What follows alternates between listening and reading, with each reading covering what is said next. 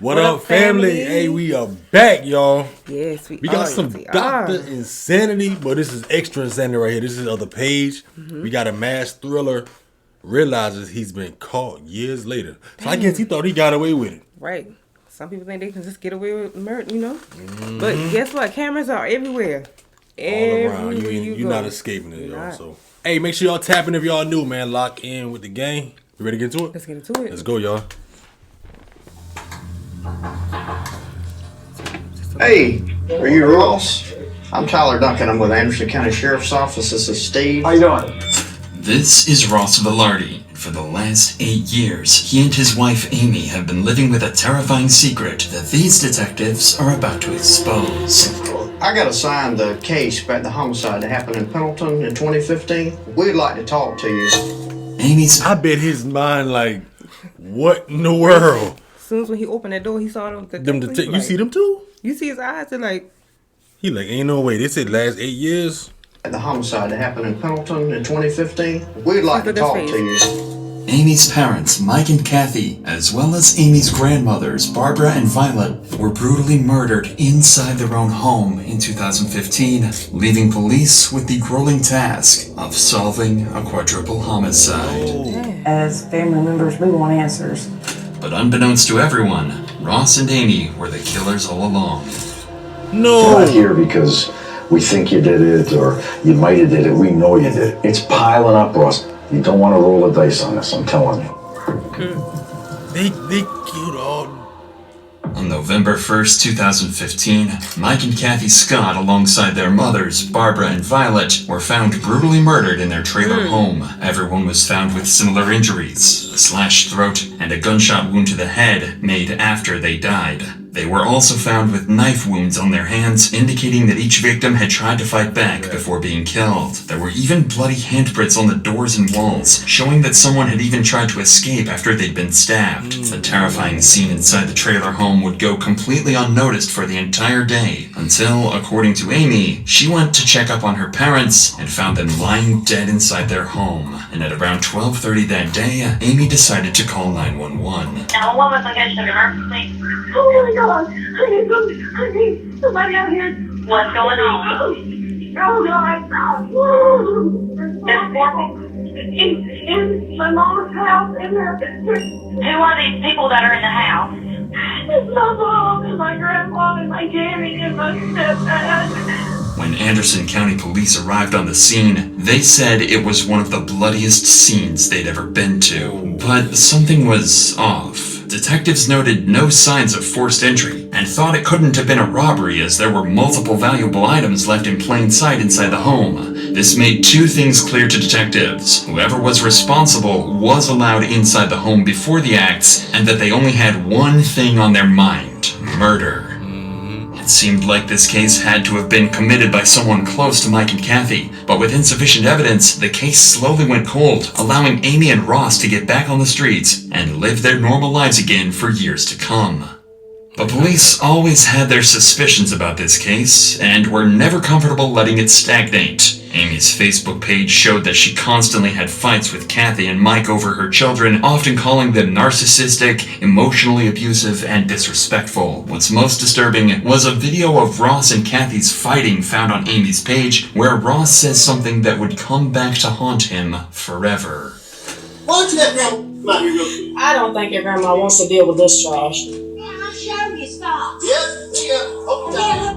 In addition to this eerie statement from Ross, police found something that seems damning. They discovered a photo Mike had sent to a coworker just 2 days before his death, a couple of $100 bills. And inside Amy and Ross's trailer was a neatly organized stack of $100 bills, exactly the same serial numbers as Mike's. At the time, this was all treated as circumstantial, but slowly more coincidences would begin to line up that gave police enough reason to suspect Amy and Ross as potential killers. So, in 2023, they reopened the case, nearly a decade after the events that put an end to nearly an entire family.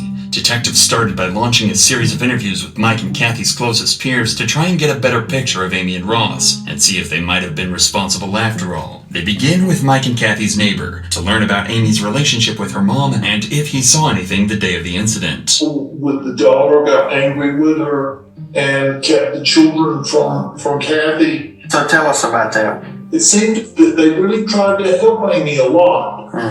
And Mike and Kathy, they really took care of the kids. And it broke Kathy and Mike's heart. She just really missed the kids, and the two older ladies that lived there, they were used to the kids coming in and out. You think Kathy was afraid at all of Amy and Ross? No, she never expressed that.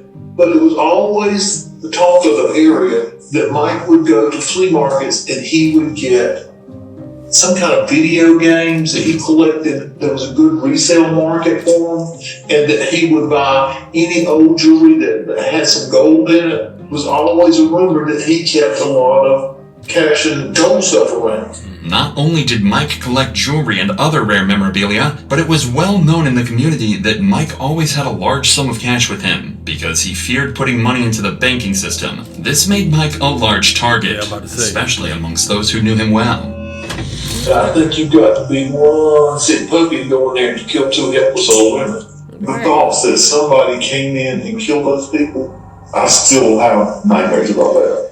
This tells detectives that the murder could have been done for financial reasons, especially since this fact wasn't a secret at all. Couple this with the fact that Mike's money was currently sitting safely inside Ross and Amy's safe at home. A picture is starting to form of what might have actually happened that night. But still, nothing is certain at all, and police next head to Roxy Voorhees, an ex-employee of Amy and Ross's, who worked at their pet grooming business during the months leading up to the crime. Roxy had spoken to Amy almost every day for months before the incident, so if anyone had some information to give, it'd be her.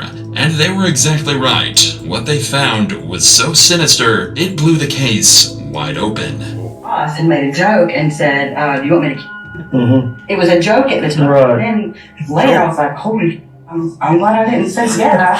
Man, you're right. That ain't no joke. What was your job serious? A bather, and I was learning in the process of grooming. When you worked for the shop, well, you said they were just getting started, so they weren't very successful yet. They appeared that they were fine. Okay. But then I would hear arguments of them, and a lot of it was money related. When I started working for her, I seen Kathy and Mike at the grooming shop. I was in the back grooming, so I didn't hear everything that was going on, but it was something to do with money. Okay. Throughout working there, she'd always tell me about how she was treated growing up and all of that. What kind of stuff would she say about how she was treated?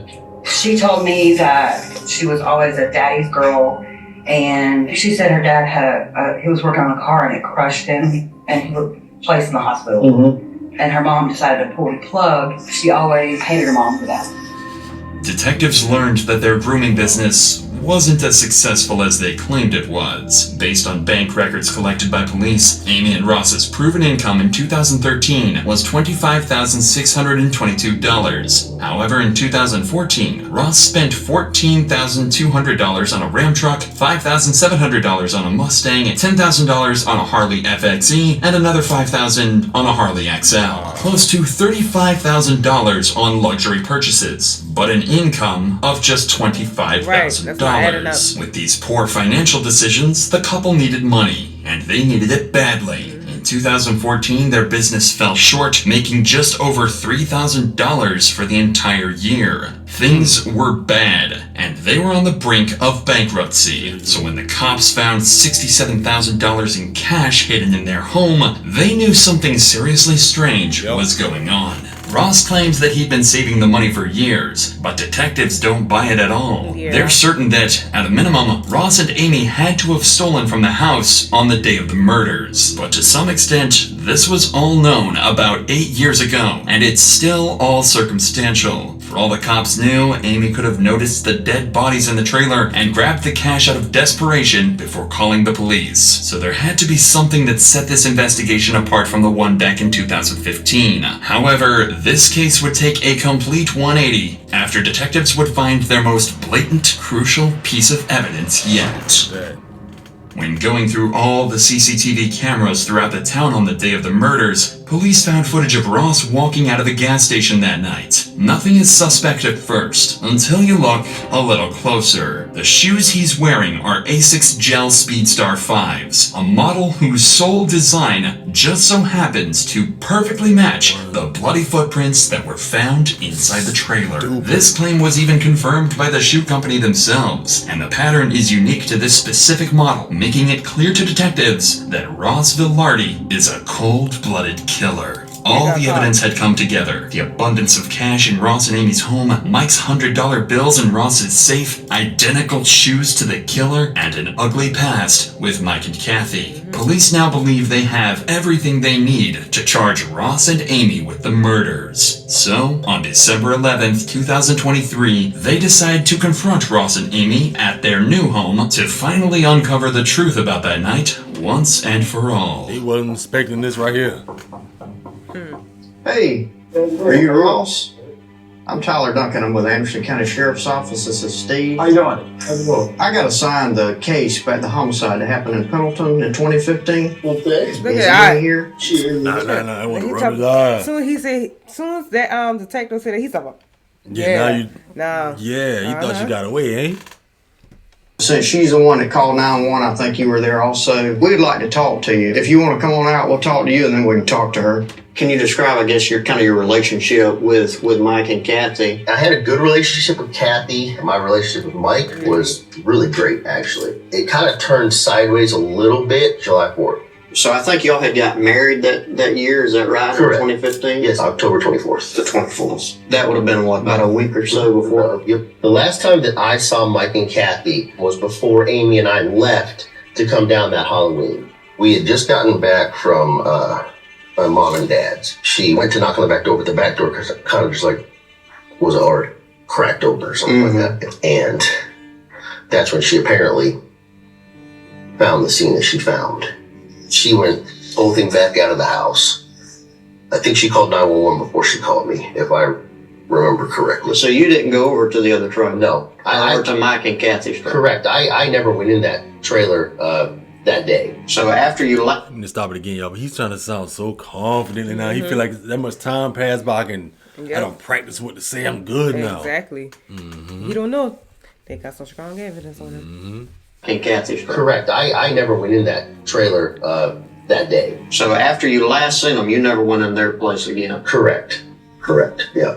The detectives are baiting Ross into a trap, as they know based on the footprints that Ross did without a doubt step into the house on the night of the murders. Later on, they'll be able to confront Ross about these blatant lies in hopes they can shock him into a complete confession. There was a couple things that kind of were red flags, but I don't know if they have anything to do with this or not. Mike bought and sold a lot of items, and some of the people that he was buying from were pretty shady sometimes. So that's another kind of red flag that I had as I was trying to just replay like events leading up to the homicide. Should I have seen something? You're just starting out with this. If you were us, what would you do?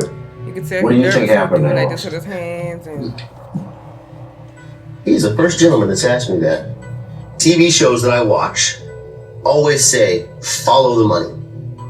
And you find out where the real motives are. Ross is unknowingly digging himself into an even deeper hole. When the money is traced, it leads right back to his and Amy's pockets. But there's only so much Ross can do. The police aren't telling him that he's their main suspect, so all he can do is keep on lying, devastatingly unaware that they've already unraveled his entire scheme. They destroyed our business. From January to when this happened, I made just shy of $100,000 with our mobile grooming business. As soon as this happened, with all the media coverage, all of that went away because of this. And you said you had a large amount of money in your single wide? Is that where the money came from? The money that was in our single wide in my safe, about $80,000, that was literally the savings between Amy and myself. The detectives know Ross is lying through his teeth, but for the sake of having a civil conversation with Amy, they'll hold off on confronting and accusing Ross until after their talk with Amy. Just shovel the bullshit out of that front seat right now so Amy can get in.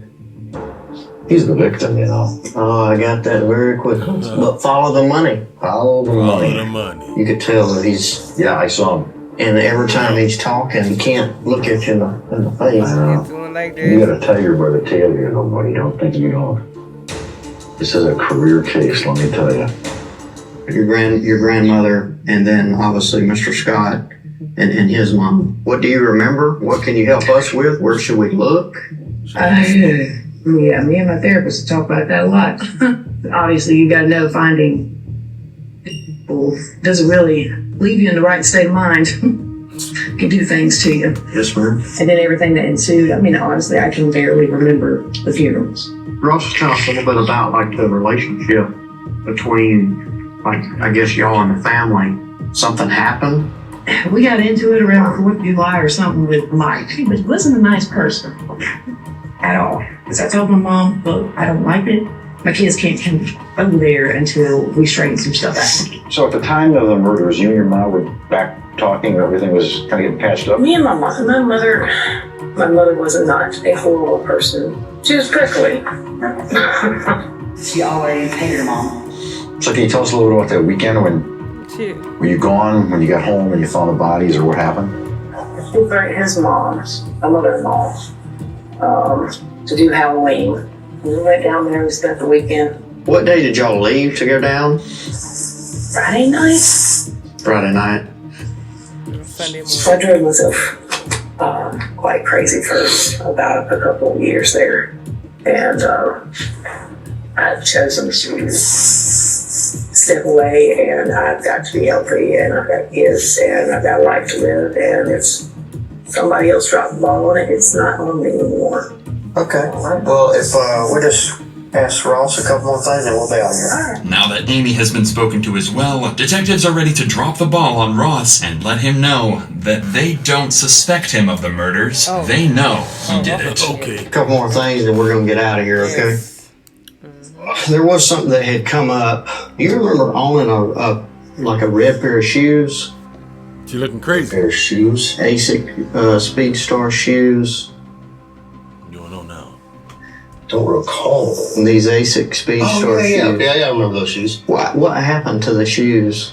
That's a good question, because I have no idea. This is from crime scene photos, and these are confirmed to be ASIC Speedstar shoes. Okay. Now what you got to Inside, say? they have blood droplets on them.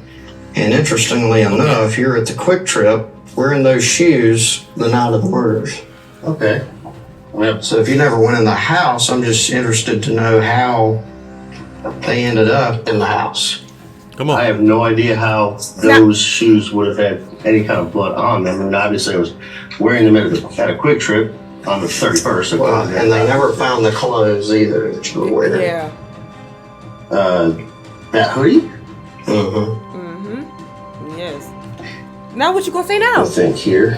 If y'all left on Halloween afternoon, but you're on video there, the timeline doesn't add up. The fact that your shoes are inside of the house in blood, that's a big problem. Again, I don't You don't what? know where the shoes are at the moment, and I don't remember whatever happened to those particular shoes. Because you got rid of them. Something were to have happened that I had done, it would be stupid for me to wear them into the house and then wear them after that. Right? Stupid. Well, that's what I'm saying. They were never found. So it's almost like you got rid of them. I highly doubt I got rid of them then, but I mean. Here's the bottom line, okay? So we know what happened, and we're about to prove it. Okay. So the opportunity for you is now. If you want to look out for yourself, is to really just to tell us what happened. If this was something that Amy put you up to doing, because obviously you have the skill set to go in here and do this, and y'all did benefit from the murders, okay, because you got a lot of money. We've been through your financials. Okay, We didn't have a lot of money from this. Y'all were struggling all up until the murders. The money found in your safe, there's money photos from Mike's computer that match the same serial numbers as the money that was found in the safe. So it's not savings. That's money that was found inside of Mike and Kathy's house that Mike was saving, and y'all took it after you killed them. Okay? Absolutely. And I'm telling you right now, we're going to prove it. If you think she's not going to crack on you when we do, then you're mistaken. We're not here because we think you did it or you might have did it. We know you did it. Okay, we're just here as a courtesy. I'm just telling you, Ross, Financially, at the time, things were really bad. Well, you got text messages between you and Amy saying you don't have the money a few weeks before. And you said it the best. Follow the money. We did that and led right into your single wide. It's piling up, Ross. You don't want to roll the dice on this, I'm telling you. It's not going to come up pretty. If, for instance, Amy and I decided to, or if I decided to take a deal, right, mine is going to be better than Amy's because I came to the trough first, right? Right. So, prison time, no matter what. Amy, prison time, no matter what. My 3 kids in here, they grew up without a father and a mother. Granted, my mother would be more than willing to take them. I understand that. We're not the ones who put you on this predicament. Exactly. Now you're going to have to deal with the consequences. Yeah. 10, 20 years in prison. What? That's best case minimum scenario, I would imagine, right? It's better than the rest of your life or Look death. how he, oh my God. I can't believe this. 10, 20 years, that's best case scenario. Like he just don't. He don't even care. And Come on. Okay. Isn't it? I mean, it might as well be one of those two. By the time I get out, my kids aren't going to know who I am. I mean, the other option is I probably need to talk to a lawyer at this juncture here. All right, Ross. Just free to go. Respect that. Okay. All right? Yep. 4 days after these interviews, Amy and Ross were arrested in Pendleton, South Carolina, and were charged with the 4 brutal murders of Kathy Scott, Mike Scott, Barbara Scott, and Violet Taylor. The 2 are being held in prison without bond while they're tried in court. The couple's next court appearance is set for later this year, where they'll meet their true fate in the hands of a judge. Oh yeah, that's what I'm talking about. You thought you got away, you didn't. She got away. They got away for a good little minute though. Yeah. Wow. I'm glad they were able to not give up on that case and find all those evidence, find the shoe prints on the ground. What else? Shoe prints on the ground. What else they found? The shoes, the money, the bank account. Yep, the money, the bank account, the changing. financial stuff.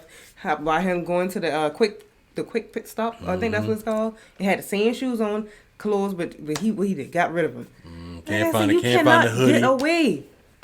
Like some people think I guess because some people do get away with, but when you get those good detectives on cases and pull out those evidence, it's over. You're not gonna get away. It's over. You're not gonna get away. And I'm glad they didn't get away. Oh yeah. You killed your mother, grandmother, and stepfather. All that for some money because you having a hard time. At your grooming salon. Why didn't not just try to reach out and ask for help or something? Reach out, ask for help. Well, she already stated that she hated her mother, and then I guess they had like altercations. So I'm pretty sure that her mother probably wouldn't give her the money. But like, try to find other ways. Go get a job or something like that. Extra build yourself back up. You went off and killed somebody and thought you got away. Yeah, you might have got away for that amount of time, but. They try to blame it on the shady people. The shady people. He was so confident. Mm-hmm. Now he think it's also 10 to 20 years. Yeah, you think that. You think that. You going there. You think 4 people going. So that's not a 10, 20 year stuff. Did they already have that other trial or whatever? Yeah, if y'all know, let us know down below like y'all always do in the comment section. Because I want to know what happened. Because they say life. Both of them got life. But they got to face an actual the real judge or whatever. So, yeah. They get away with that.